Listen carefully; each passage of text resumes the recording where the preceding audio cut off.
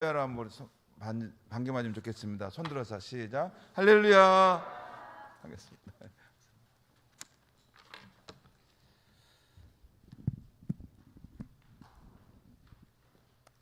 반갑습니다.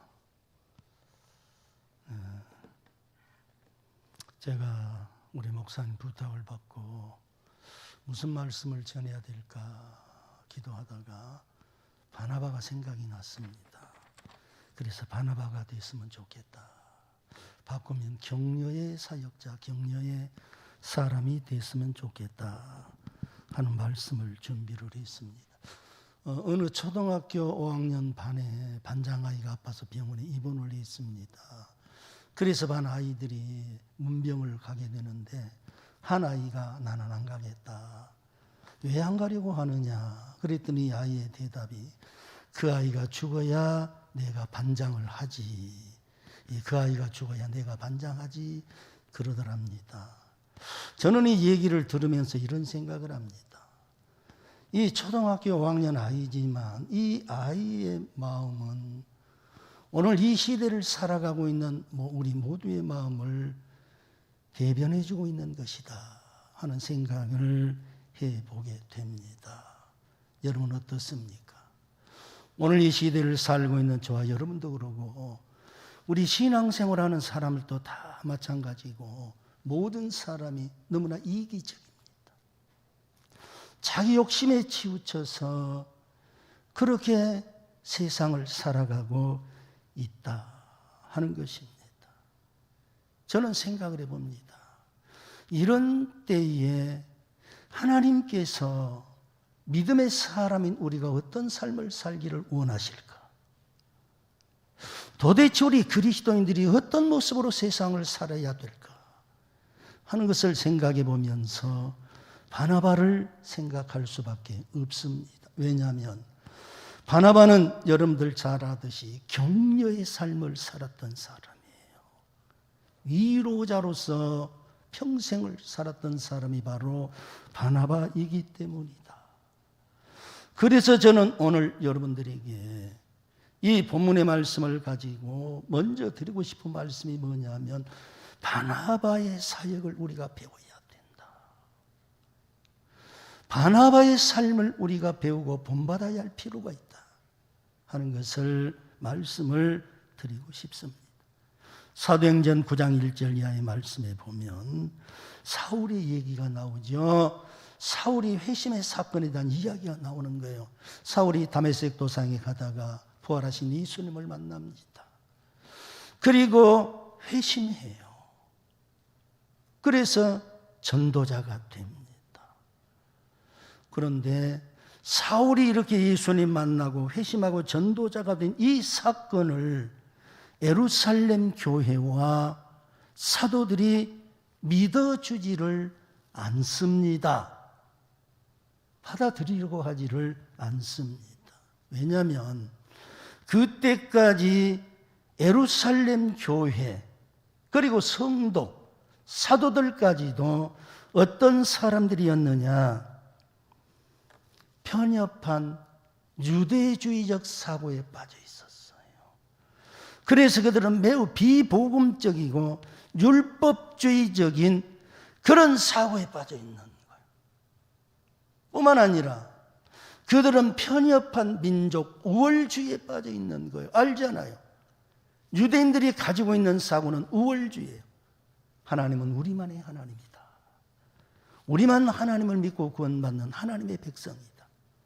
이방인들은 구원받을 수 없다. 이 편협한 유대주의에 갇혀 있는 거예요.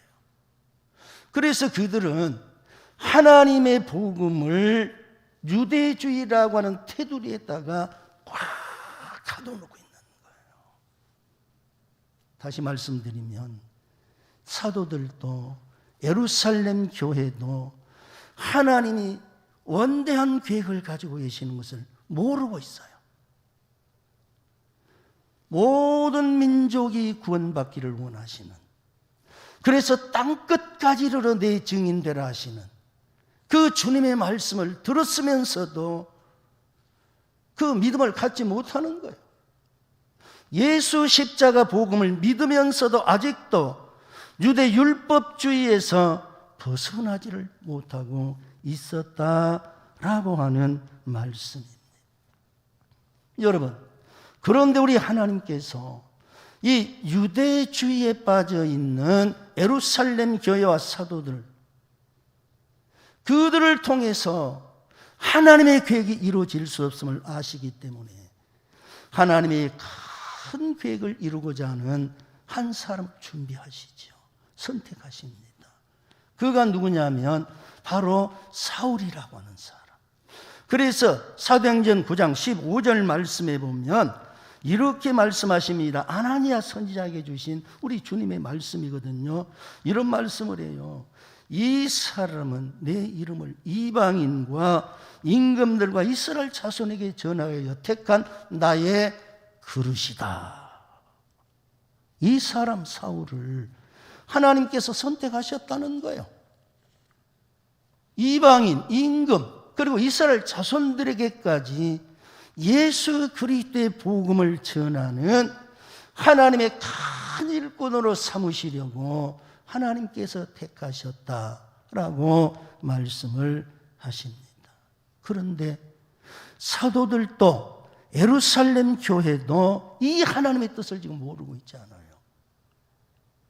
만민을 구원하시겠다라고 하는 하나님의 큰 계획을 그들은 모르고 있어요. 그러니까 오히려 이 사울을 경계하고 배척을 하고 있는 겁니다.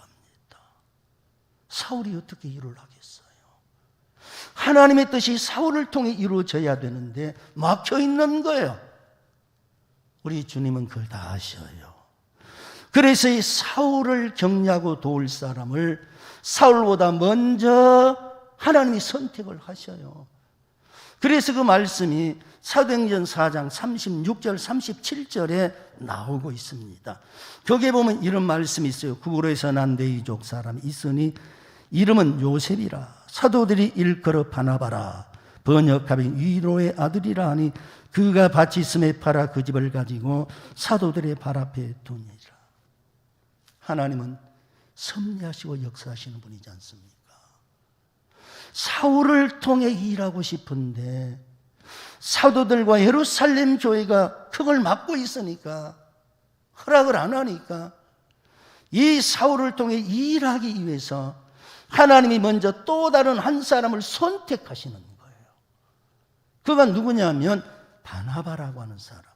본명은 요셉인데 그 사람이 자기의 밭을 팔아서 예루살렘 교회에 헌금을 했더니 교회 안에 가난하고 어려움당하는 고아와 가부 이런 사람들을 후원하고 돕고 공개해요.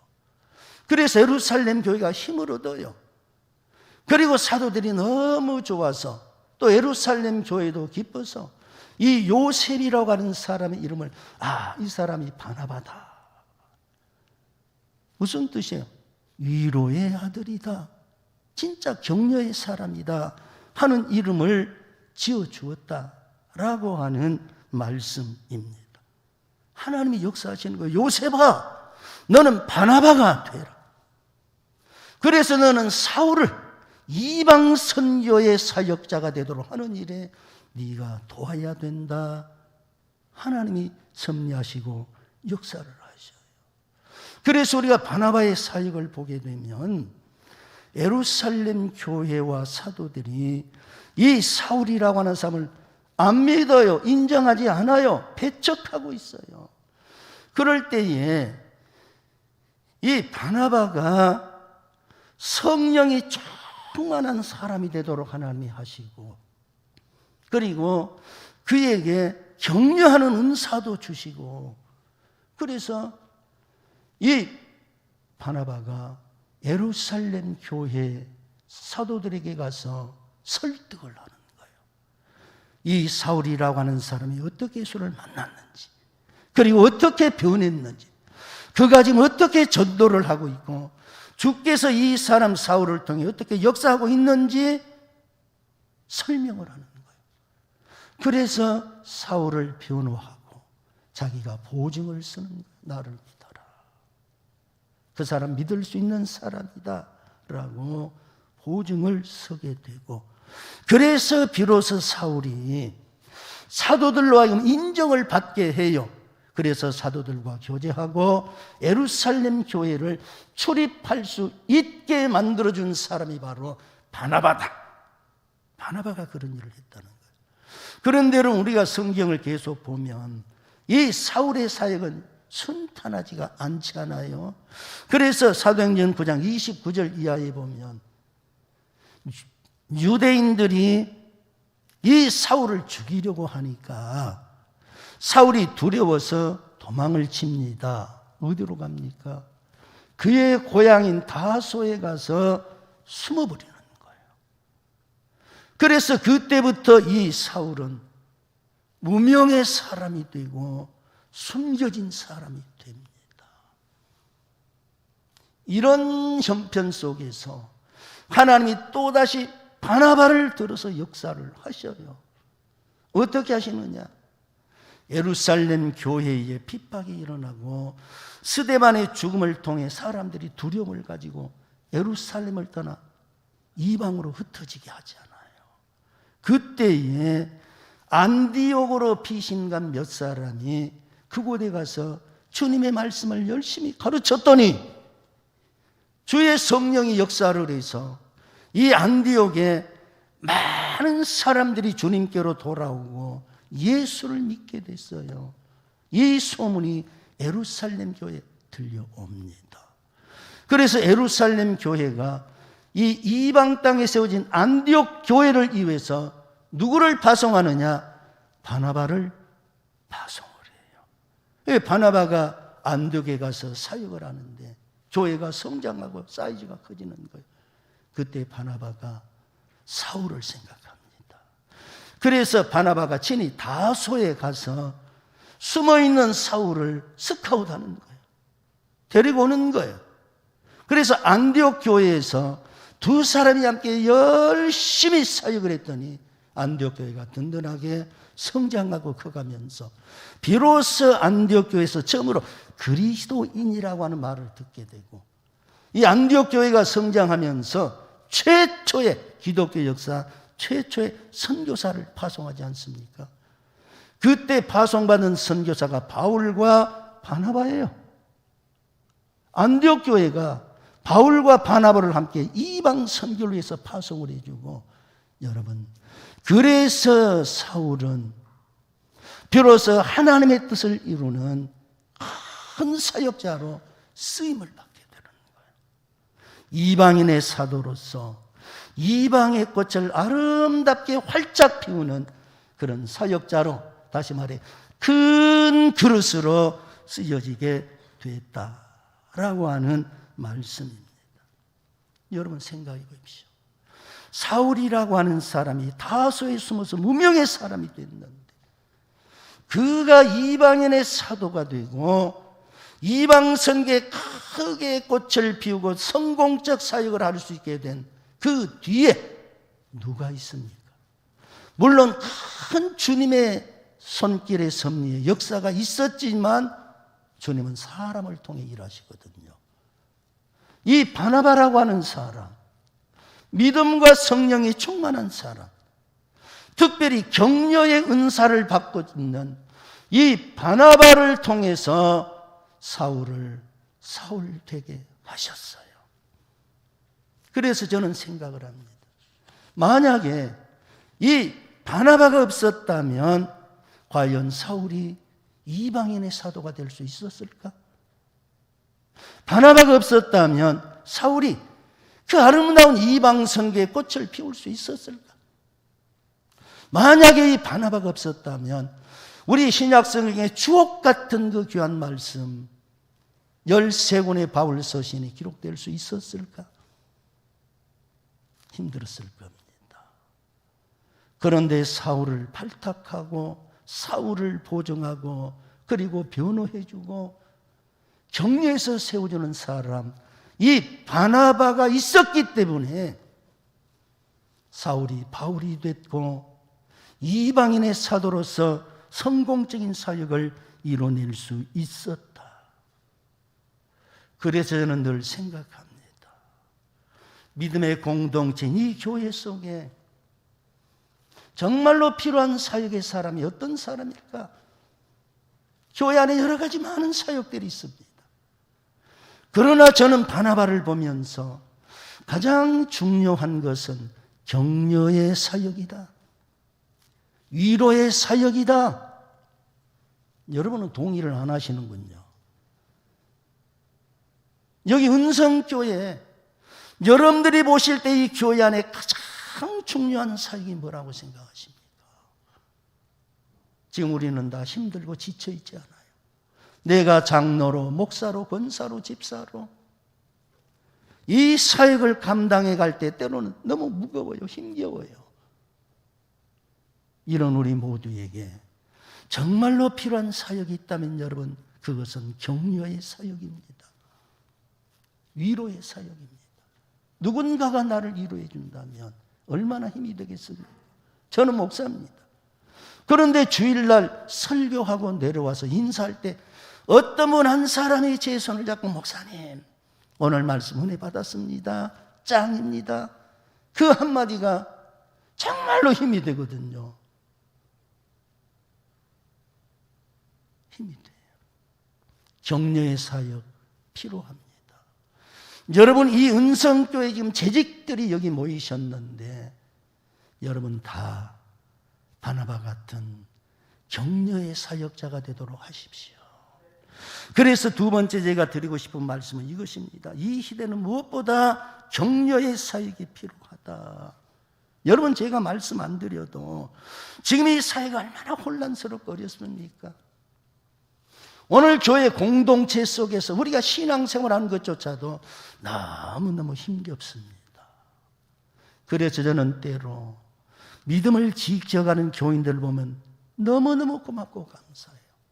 저 오늘 저녁에 은성교회 와서 정말로 뜨거운 마음에 감동을 받습니다. 왜냐하면 이 코로나 팬데믹 많은 사람들이 교회에 오는 것을 지금 조심하고 있고, 그런데 저녁 시간에 재직 헌신 예배라고 여러분들이 이렇게 열심을 가지고 여기 나와 앉아서 예배를 드리고 있는 그 모습이 저에게는 너무 감사가 되는 거예요. 대단하신 분들이다. 오늘 밤 성령께서 여러분들을 위로하시는 은혜가 있게 되기를 바랍니다. 우리 경제가 많이 어려워요. 젊은 청년들 일자리가 부족해요. 무엇 하나 힘들고 어렵지 않는 것이 없어요. 정말로 우리 눈에 보여지는 모든 것들이 다 실망스럽습니다. 그런데다 코로나19 팬데믹 상황은요, 제가 말씀 안 드려도 아시죠? 우리를 얼마나 더 힘들고 어렵게 만들어 놨습니까? 이런 상황 속에서요, 이게 제 생각인지 모르겠어요. 우리는 힘들어 지쳐서 어려워하는 사람들을 보면 격려해주고 위로해주는 이런 사람이 돼야, 그래야 서로가 힘을 얻겠는데, 안타깝지만 오늘 우리가 살고 있는 이 세상, 그런 세상이 되지를 않았어요. 어려우니까, 힘드니까 우리는 어떻게 합니까? 서로를 탓하고 서로의 잘못을 끄집어내고 비판하고 책임 추궁하고, 우리는 이런 모습들이 돼버렸어요. 지금 이 세상이 그런 모습으로 변해가요. 여러분, 우리가 그런 사람으로 살아서 도대체 우리에게 돌아오는 것이 뭐겠어요? 우리가 서로의 잘못을 지적하고 탓하고 비난하고 책망하고, 그래서 결국 돌아오는 유익이 뭐가 있겠습니까? 유익이라고는 하나도 없어요. 오히려 이런 삶 속에서는 의욕이 상실되고 의기소침해지고 삶이 침체되고 결국 무너지게 되는 결과만 가져오게 된다. 그래서 이 시대 무엇보다 우리가 서로를 위한 격려의 사역이 필요하다 하는 말씀입니다. 여러분, 격려가 뭔가요? 이 격려를 헬라어로 파라칼레오. 이 파라라고 하는 말은 옆에서 칼레오 소리친다. 그러니까 격려라고 하는 것은 이거예요. 가까이 옆에서 소리쳐주고 응원해 주는 것이 바로 격려예요. 그래서 저는 이 격려라고 하는 말을 생각할 때 뭔 생각이 나냐면, 여기 나이 좀 드신 어르신들은 다 공감하고 기억하실 거예요. 저희 어렸을 때 학교에서 가을이면 가을 운동회를 했어요. 운동회 때마다 천군 백군 편을 나누어서 운동회를 해요. 그때 천군 백군 이렇게 나누어졌는데 서로가 열렬하게 목이 쉬도록 고함을 치면서 응원했잖아요, 여러분. 백군 잘한다, 천군 잘한다, 백군이 이긴다.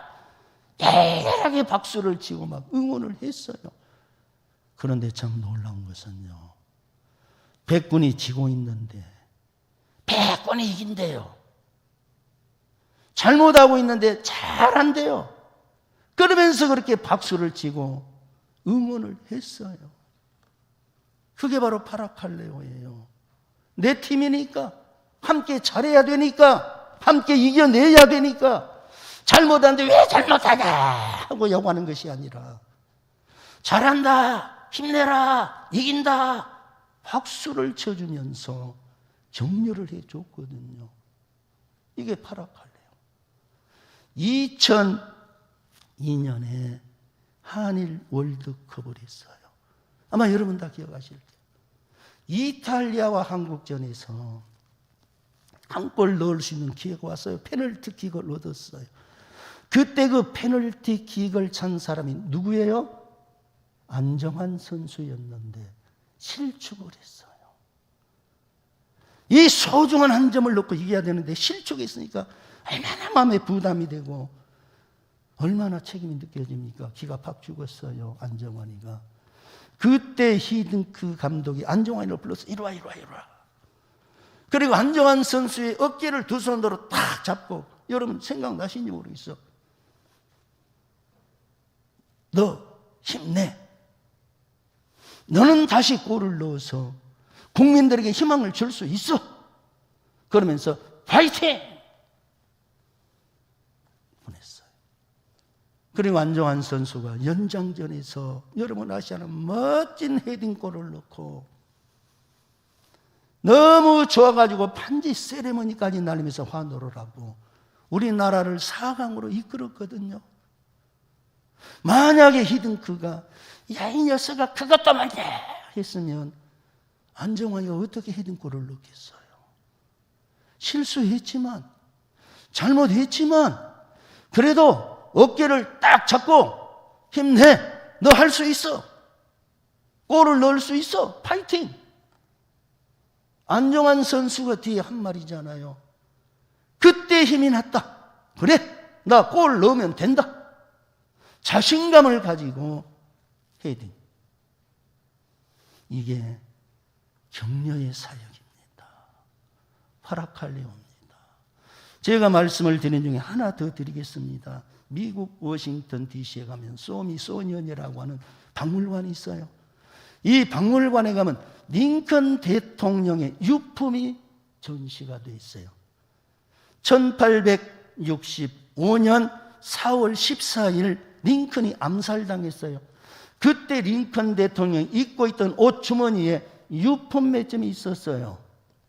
손수건 한 장, 안경집 하나, 그리고 5달러짜리 지폐 하나, 신문 스크랩 한 종이 몇 장이 주머니에 들어있었어요. 그것을 소미소니언, 이 박물관에 지금도 전시가 되어 있어요. 지금도. 그런데 지금까지 많은 사람들의 관심과 호기심을 가지고 보게 하는 것이 뭐냐면 링컨 대통령 주머니에 들어있던 스크랩한 그 신문지예요. 거기에 이런 내용이 기록된 것이 하나 있어요. 아브라함 링컨 역사상 가장 위대한 인물 중에 한 사람이다. 존 브라이어트의 연설문이 기록이 된 신문지. 그 위대했던 링컨도 자기가 역사상 가장 위대한 인물이라고 칭찬하는 그 신문지를 스크랩해가지고 주머니 넣고 다니면서 힘들고 어려울 때마다 그걸 꺼내보고 그러면서 그래, 나는 이런 사람인데 힘을 얻고 격려를 받고 일을 했다는 거예요. 여러분, 오늘 이 땅에 격려가 필요 없는 사람 누가 있겠습니까? 여기 은성교회 여기 모인 재직 여러분 중에 나는 격려 따위 필요 없어, 나는 위로 같은 거 필요 없어, 이런 사람 계십니까? 우리 다 힘들고 어렵습니다. 그래서 우리 모두에게는 격려가 필요합니다. 누가 누구를 격려해야 되겠습니까? 누가 나를 격려해 주기를 기다리지 말고 내가 바나바가 돼서 바울이 사울을 격려해서 세운 것처럼 여러분들이 격려자인 바나바가 됐으면 좋겠습니다. 그래서 목사님도 격려하고 장로님도 격려하고 권사님도 격려하고 여러분 모두가 다 바나바 같은 격려의 사역자들이 돼서 여러분들이 서로를 격려해 주면 이 교회가 얼마나 힘이 있고 얼마나 좋겠습니까? 오늘 여기 모이신 재직 여러분 바나바가 되십시오. 여러분이 격려의 사역을 하십시오. 앞장서십시오. 그리고 제가 마지막으로 드리고 싶은 말씀은 저의 간단한 간증을 말씀드리면서 이런 사역들이 교회 안에 앞으로 많아졌으면 좋겠다 하는 바람을 갖습니다. 저는 1994년 5월 21일 연양제일교회를 개척을 했습니다. 이제 금년에 28년째 됩니다. 제가 처음에 교회를 개척할 때 믿음과 그리고 비전을 가지고 또 열심을 가지고 시작을 했는데 사실은 개척을 해보면 쉽지가 않아요. 어렵습니다. 뭐 다른 얘기 다 할 수가 없습니다. 가장 어려운 것이 경제적인 문제가 너무 어려웠어요. 그때 돈이 준비가 안 되고 누구 한 사람 경제적으로 도와주는 사람이 없어서 교회 2층 건물을 2천만 원 돈 빌렸고 그리고 나머지 교회 안에 모든 시설은 제가 가지고 있는 거 얼마 안 되는데 주머니 있는 거 다 들었어요. 얘들 통장에 조금씩 예금해놓은까지 다 찾아가지고 다 시설하고 그리고 나니까 아무것도 남은 것이 없는데 그때 우리 아이 큰아이가 중학교 2학년 작은 아이가 1학년 아이들의 용돈을 줄 수가 없어요. 아니 용돈이 문제가 아니라 학교에서 준비해오라는 준비물을 해줄 수가 없어요. 그러니까 아이들이 아침에 되면 학교를 안 가겠대요. 뭘 사가지고 오라 그랬는데 뭘 해가지고 오라 그랬는데 그걸 못 해주니까 짜증을 내고 학교 안 갈 거야. 아침에 이 아들 달래서 그래 어려우니까 조금만 참으면 다 해줄게 다 해줄게 달려서 애들 보내는 것이 일이었어요. 어느 날이에요. 저희 집사람이 아침을 먹다가 저한테 여보 쌀이 다 떨어졌어요. 쌀이 다 떨어졌대요. 돈이 있어야 쌀을 팔죠. 진짜 제 경험을 지금 얘기를 하는 거예요. 그러면서 집사람이 언니한테 가서 쌀을 빌려올까? 제 마음이 무너졌습니다. 정말로 제 마음이 무너졌습니다. 하나님, 왜 이렇게 힘들게 하십니까? 왜 나에게 이런 개척을 하게 하셨습니까? 회의가 왔습니다.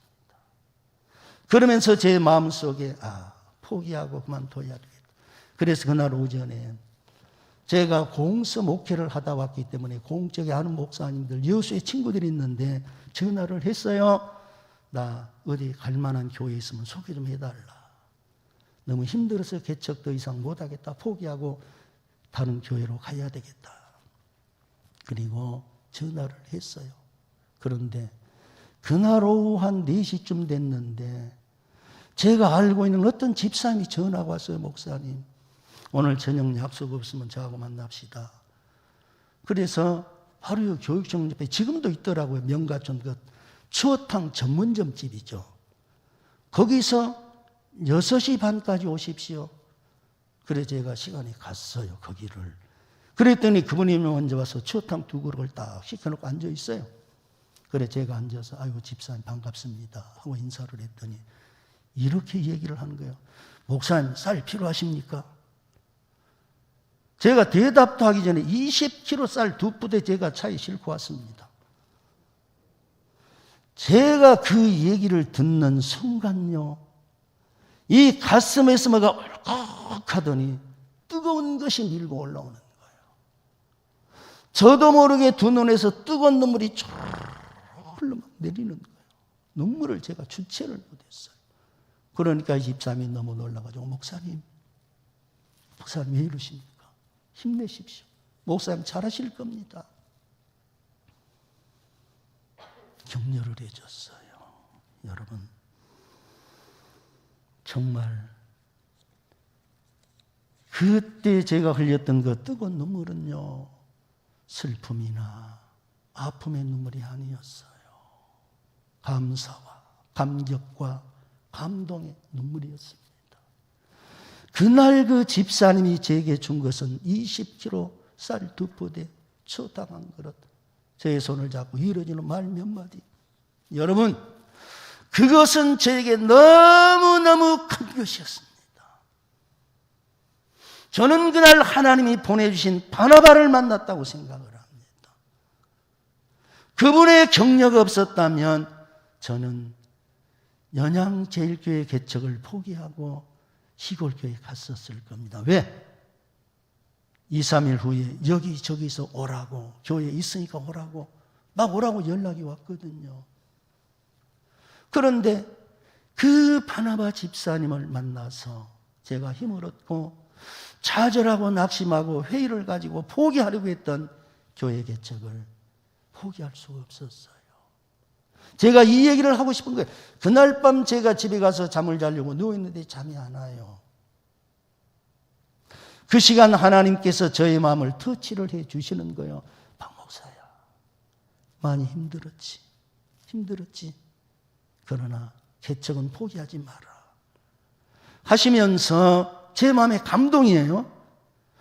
네가 힘든 것보다 앞으로 더 많이 힘들어하고 어려워하는 목사님들이 있을 거다. 네가 힘을 얻고 서서 교회를 개척할 때 힘들고 어려운 그런 목사님들이 보이거든. 네가 격려해주고 위로하고 힘을 주어서 그들이 개척 포기하지 않고 할 수 있도록 도와주어라. 다시 말해, 네가 바나바가 되거라 하는 주님의 음성이 들려오는 거예요, 마음에. 그래서 제가 하나님 앞에 기도해서, 하나님, 저에게 은혜를 주십시오. 일으켜 주십시오. 그러면 제가 저보다 어렵고 고생하는 이 어려운 목사님들 제가 위로하고 격려하는 바나바 제가 되겠습니다.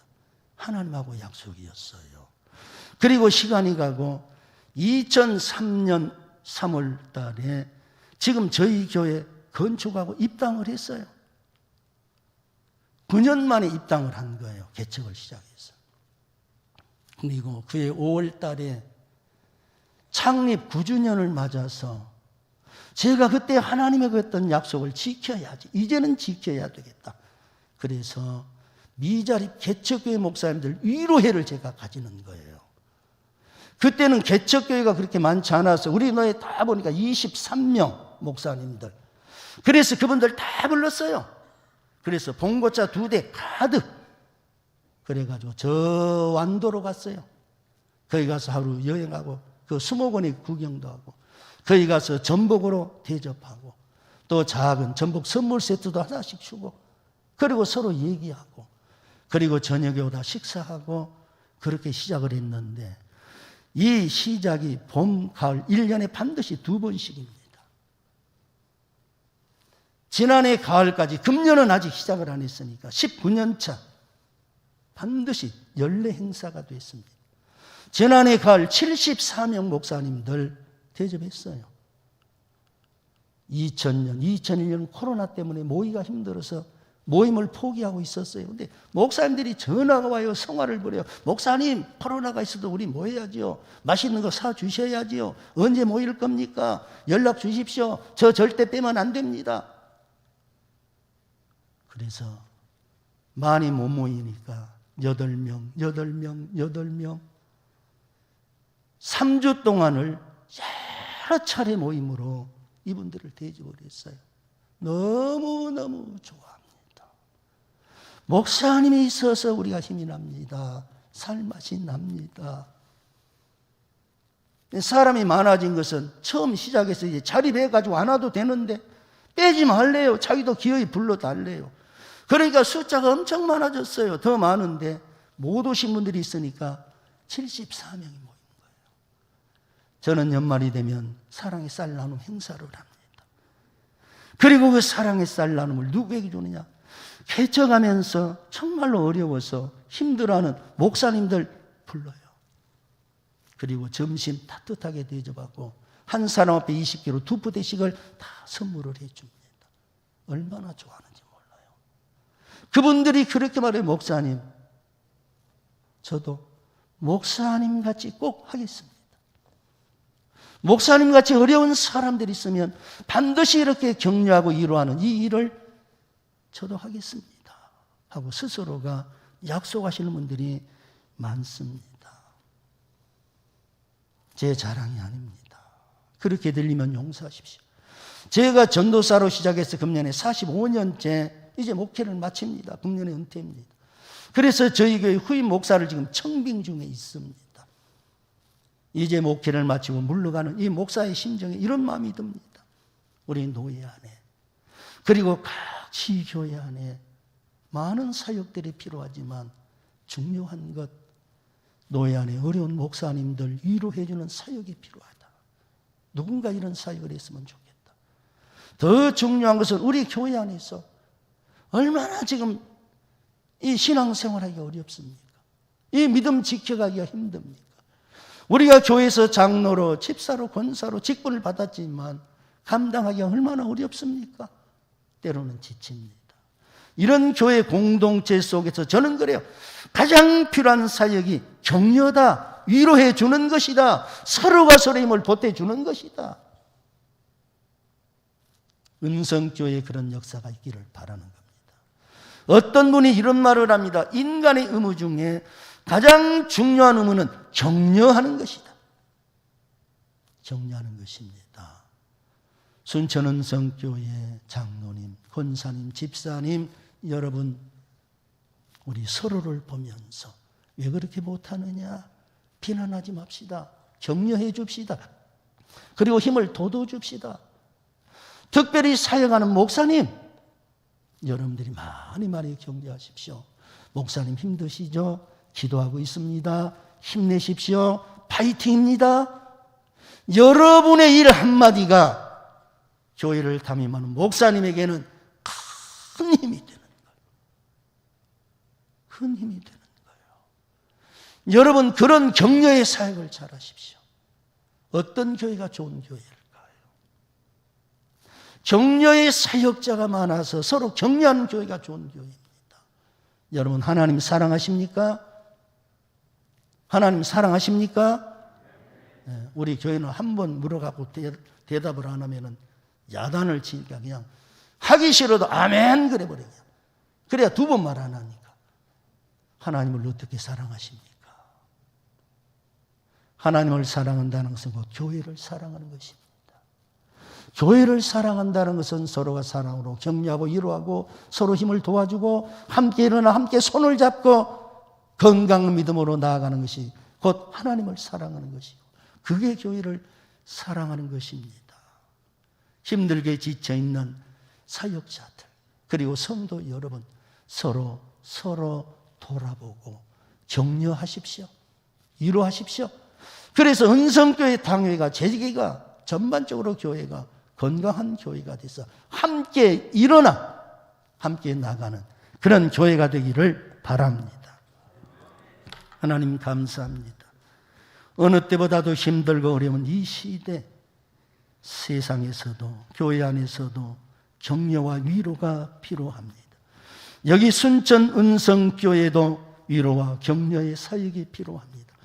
지금까지 잘해오셨고 좋은 교회로 든든히 섰지만 앞으로 더 좋은 교회로 세워지기 위해서 모든 재직들이 서로를 돌아보고 서로를 격려하고 위로하면서 함께 일어나 나아가는 교회가 되게 하여 주옵소서. 특별히 담임하는 목사님을 위해서 온 교회와 재직들이 응원하고 격려하고 위로하고 힘을 보태서 담임 목사님 신바람 나게 목회할 수 있도록 인도해 주옵소서.